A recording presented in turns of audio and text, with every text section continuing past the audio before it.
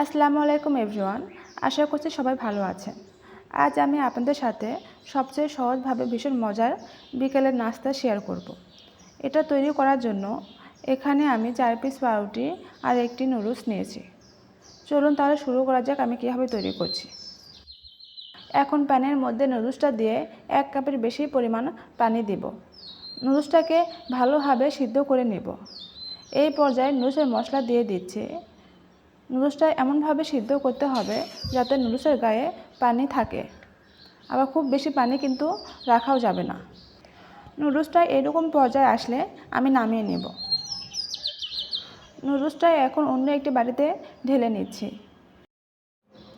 এখানে আমি 4 পিস পাউরুটিকে ছোট ছোট টুকরা করে কেটে নেব। আপনারা চাইলে হাত দিয়ে বা কেচি দিয়েও টুকরো করে নিতে পারেন। এই নাস্তাটি বেশি করে তৈরি করতে কিন্তু আরও একটি নুডলস দিতে পারেন। তো পাউরুটি কিন্তু এখানে 4 পিসের মতো দিয়ে নিলেই হবে। তো দেখুন সবগুলো পাউরুটি আমার কেটে নিয়েছি।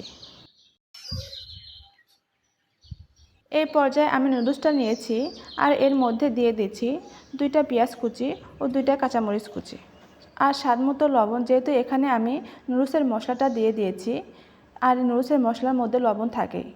আর দিয়ে দিচ্ছি হাফ চা চামচের মতো মরিচের গুঁড়া, সামান্য পরিমাণ হলুদের গুঁড়া আর হাফ চা চামচ ভাজা জিরার গুঁড়া আর দিয়ে দিচ্ছি সামান্য পরিমাণ গোলমরিচের গুঁড়া। এখানে কিন্তু গোলমরিচের গুঁড়াটা একেবারে অপশনাল, চাইলে কিন্তু স্কিপ করতে পারেন। এখন চামচের সাহায্যে সবগুলো উপকরণ ভালোভাবে মিশিয়ে নেব। তো নুডলসের সাথে আমি মশলাগুলো খুব ভালোভাবে মিশিয়ে নিয়েছি। এখন এর মধ্যে আমি টুকরো করা পাউরুটিগুলো দিয়ে দিচ্ছি। নুডলস আর পাউরুটি দিয়ে যে এত মজার একটি নাস্তা তৈরি করা যায় তা যদি জানতেন তাহলে কিন্তু রোজই তৈরি করে নিতেন। এটা কিন্তু খেতে ভীষণ দারুণ হয়। এখন সবগুলো পাউরুটি দিয়ে হাতের সাহায্যে ভালো করে মিশিয়ে নিচ্ছি। এখানে কিন্তু কোনো রকম পানি ইউজ করার প্রয়োজন নেই। এটাকে খুব ভালো করেই দেখবেন যে পাউরুটিগুলো খুব সুন্দরভাবে নরম হয়ে যাবে আর নুডলসের সাথে খুব সুন্দরভাবে মিশে গেছে। পাউরুটি আর নুডলসের মশলার সাথে ভালো করে মিশানো হয়ে গেলে এই পর্যায়ে অবশ্যই লবণ ও ঝাল চেক করে নেবেন। এখন 2 হাত ভালোভাবে পরিষ্কার করে হাতে আমি তেল মেখে নিয়েছি। এখন কিন্তু আমি কিছুটা পাউরুটি আর নুডলসের মিশ্রণ নিয়ে ভালোভাবে চেপে চেপে চ্যাপটা শেপ করে বানিয়ে নিচ্ছি আর 2 হাতের সাহায্যে চারপাশে এভাবে মসৃণ করে নিচ্ছি। তা না হলে তেলে ভাজার সময় খুলে যেতে পারে। আমার সবগুলোই পাকোড়া সাইজ বানানো হয়ে গেছে। আপনারা চাইলে অন্য শেপ দিয়েও তৈরি করে নিতে পারেন। এখন একটি প্যানে পর্যাপ্ত পরিমাণে তেল দিয়ে গরম করে নিয়েছি। এখন এই নাস্তাগুলো গরম তেলের মধ্যে দিয়ে দিচ্ছি। সবগুলো নাস্তায় একটি একটি করে দিয়ে নিতে হবে। মিডিয়াম টু লো হিটে এই নাস্তাগুলো ভেজে নেব, না হলে নিচ থেকে পুড়ে যাবে আর ভিতরে কুক হবে না। তো মিডিয়াম টু লো হিটে আলতোভাবে ভেজে নিতে হবে। এক পাশে হয়ে গেলে অন্য পাশে উল্টে দেব। এগুলো বেশি নাড়াচাড়া করতে যাবে না, তাহলে খুলে যাওয়ার সম্ভাবনা থাকে। আলতোভাবে একটা একটা করে সবগুলো উল্টে দিতে হবে।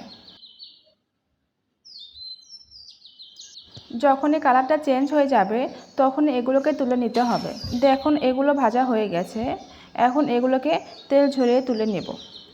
নুডলস ও পাউরুটি এই পাকোড়া ভাজতে কিন্তু বেশি সময় লাগে না, 3 থেকে 4 মিনিটের মধ্যে কিন্তু এটা সুন্দরভাবে ভাজা হয়ে যাবে। দেখতেই পাচ্ছেন কতটা লোভনীয় হয়েছে।